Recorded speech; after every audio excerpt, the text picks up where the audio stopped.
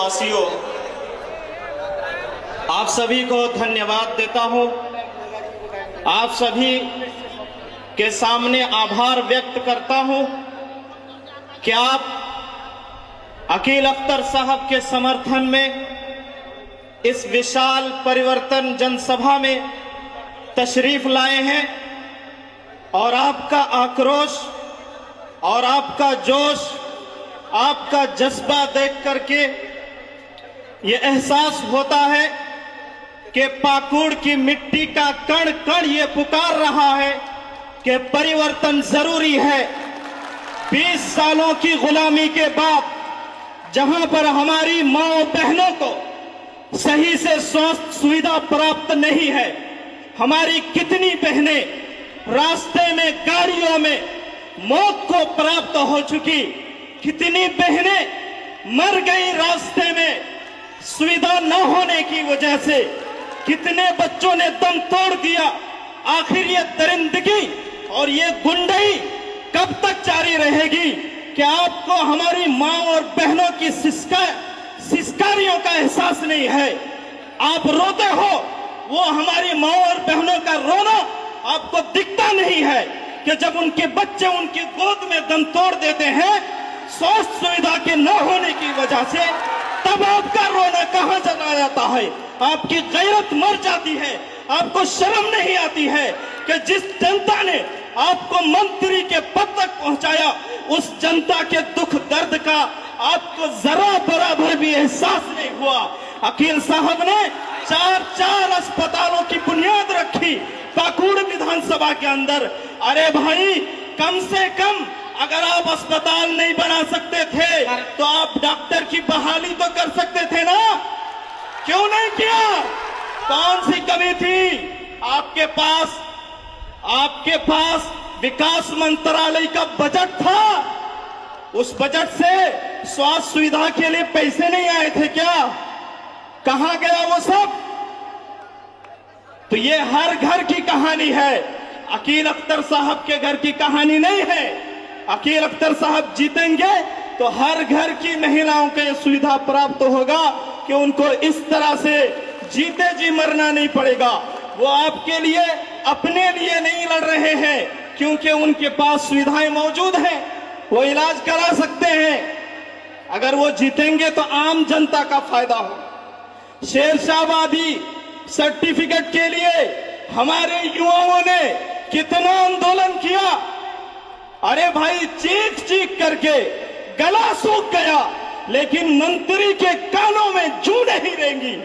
उसने ये एहसास तक नहीं किया कि हमारे युवा जो इतनी मेहनत से पढ़ रहे हैं, पढ़ाई कर रहे हैं, एक ढंग की यूनिवर्सिटी तो अपने क्षेत्र में बना नहीं सके, दूर जाकर के पढ़ाई करे और पढ़ाई करके आए, गरीबी की मार झेल करके, उधार लेकर के, कर्ज लेकर के, जमीन बेच करके, बिजनेस को कुर्बान करके और कितनी ही कठिनाइयों का सामना करके पढ़ के वो आते हैं विदेश से, और आपसे एक सर्टिफिकेट की मांग करते हैं तो आपसे हो नहीं पाता। ये कितनी दर्दनाक बात है।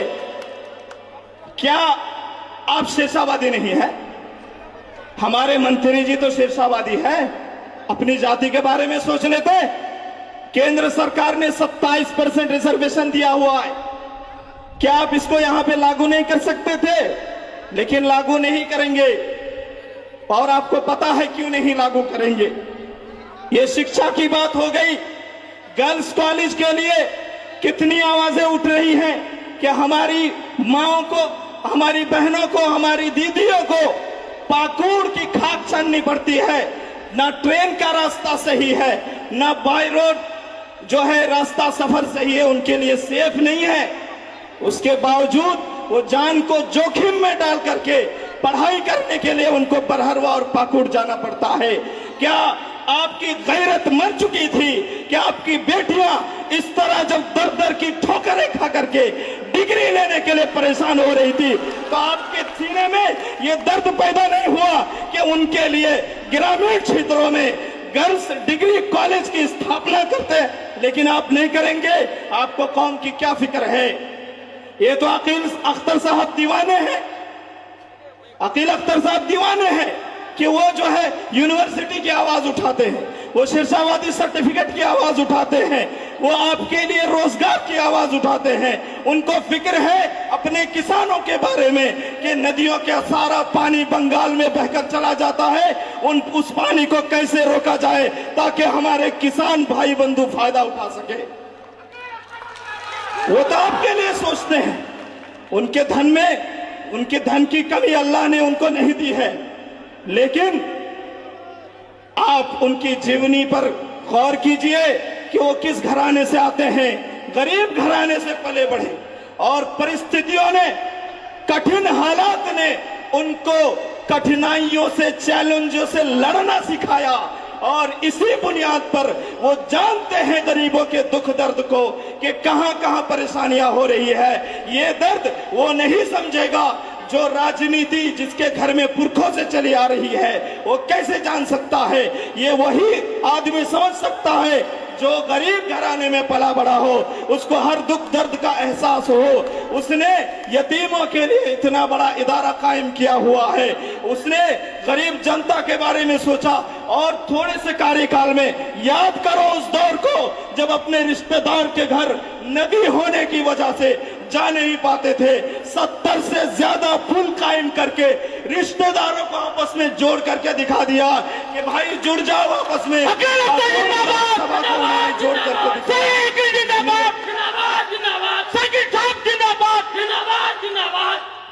इसलिए मेरा आवेदन है दोस्तों, एक आवाज होकर के सिर्फ एक ही बटन दबाना है, साइकिल छाप और अकील अख्तर साहब को विधानसभा भेज करके दम लेना है। मैं इन्हीं बातों के साथ अपना भाषण खत्म करता हूं। अस्सलामु अलैकुम व रहमतुल्लाहि व बरकातहू। समाजवादी पार्टी जिंदाबाद, साइकिल छाप जिंदाबाद, अकील अख्तर जिंदाबाद।